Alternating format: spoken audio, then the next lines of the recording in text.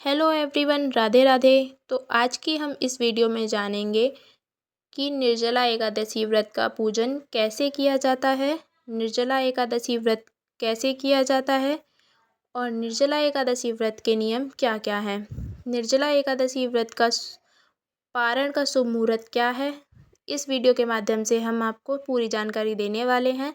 तो आप वीडियो को स्किप मत कीजिएगा, वीडियो के एंड तक ज़रूर बने रहिएगा। वीडियो शुरू करते हैं। आपको गंगा जल डाल के पहले स्नान कर लेना है पानी में।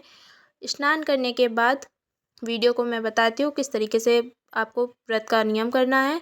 आपको एक चौकी ले लेनी है। चौकी पे आपको पीले रंग का वस्त्र बिछाना है, क्योंकि विष्णु भगवान को पीला वस्त्र अत्यंत प्रिय है, तो इसीलिए आपको पीले रंग का वस्त्र बिछाना है। उसके बाद आपको फूल रखने के बाद विष्णु भगवान की आपको प्रतिमा लेनी है, प्रतिमा को स्थापित करना है।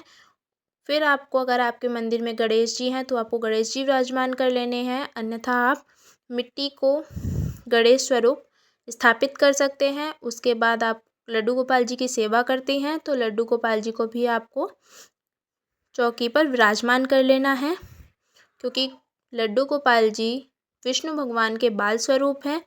यहाँ पे आपको एक कोरा कलश लेना है, जो कि कलश आपका दान में जाता है, तो इसलिए आपको कोरा कलश लेना है। कलश लेने के बाद आपको एक पात्र में अलग से जल भर के रख लेना है। उसके बाद उसी जल के पात्र के जल से आपको सभी देवताओं को स्नान करवा देना है। उसके बाद आपको कलावा लेकर वस्त्र स्वरूप सभी भगवान को कलावा अर्पित करना है। तो यहाँ पे मैंने पहले गणेश जी को कलावा वस्त्र स्वरूप अर्पण किया है। उसके बाद मैंने विष्णु भगवान की प्रतिमा पर कलावा रखा। फिर मैंने लड्डू गोपाल जी को रखा, कलावा वस्त्र स्वरूप दिया है। आप वीडियो में जिस तरीके से भी मैं विधि कर रही हूँ वो आपको देखनी है, और उसी तरीके से आपको नियम का पालन इस विधि को पूरा करना है। उसके बाद आपको कलश की कंठी पर भी कलावा बांधना है।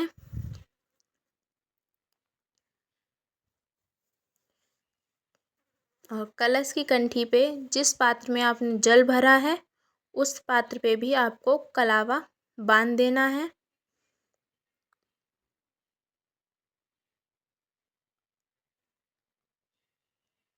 तो यहाँ पे कलावा बांधने के बाद आपको पुष्प अर्पित करने हैं। अगर आपके पास फूलों की माला है तो आप विष्णु भगवान और अपने लड्डू गोपाल जी को फूलों की माला भी चढ़ा सकते हैं। मेरे पास फूलों की माला नहीं थी, इसलिए मैंने उन्हें पुष्प अर्पित कर दिए थे। उसके बाद आपको दीपक प्रज्वलित करना है, धूप लगानी है। तो यहाँ पे मैं पहले दीपक प्रज्वलित करूँगी, उसके बाद धूप को प्रज्वलित कर लूँगी।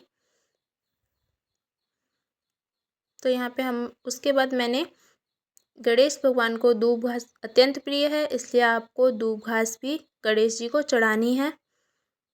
उसके बाद आपको तुलसी जी का पत्ता विष्णु भगवान और लड्डू गोपाल जी को देना है। और एकादशी के दिन तुलसी का पत्ता नहीं तोड़ा जाता, इसलिए आप एक दिन पहले तुलसी का पत्ता तोड़ के रख सकते हैं।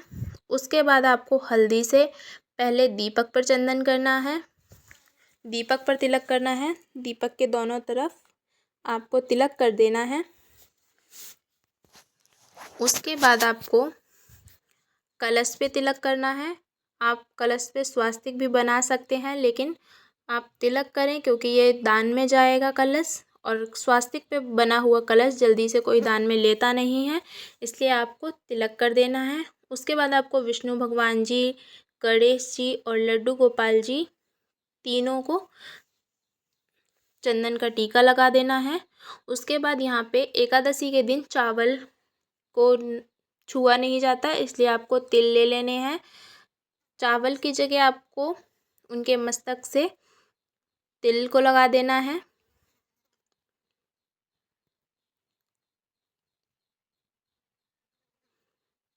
तो इस तरीके से थोड़े से तिल लेके आपको जल के पात्र में डालने हैं, थोड़े से दीपक में डालने हैं। उसके बाद आपको मीठा जल का दान किया जाता है निर्जला एकादशी के व्रत के दिन। तो आपको थोड़ा सा मीठा कलश में डालना है, ज़्यादा नहीं डालना है क्योंकि कलश ख़राब हो जाएगा। उसके बाद एक आपको खरबूजा लेके कलश के ऊपर रख देना है, चीनी रखनी है कलश के ऊपर। उसके बाद आपको फल विष्णु भगवान जी को और लड्डू गोपाल जी को देना है। आप फल में कोई सा भी फल ले सकते हैं, आप मिठाई भी ले सकते हैं। तो यहाँ पे मैंने फल लिए थे लड्डू गोपाल जी और विष्णु भगवान को देने के लिए। उसके बाद आपको थोड़े से तिल हाथ में रख के, अगर आपके पास एकादशी की व्रत की कथा है तो आप वो कथा पढ़ सकते हैं, अन्यथा आप अपने फ़ोन में चलाकर भी इस कथा को सुन सकते हैं। और उसके बाद आपको आरती कर देनी है कथा सुनने के बाद।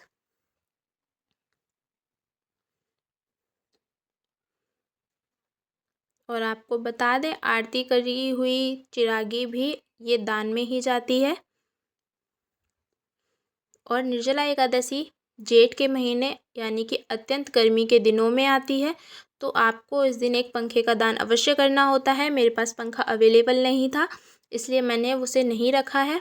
उसके बाद आपको सभी भगवान का आशीर्वाद ले लेना है। और यहाँ पे जितनी भी चौकी पे सामान होगा वो सब चीज़ दान में ही जाता है। और इसी चौकी पे आपको शाम को भी पूजन करना होता है, इसलिए आप दूसरे दिन इस चौकी को उठाकर दान कर सकते हैं, जितना भी सामान चौकी पे होगा।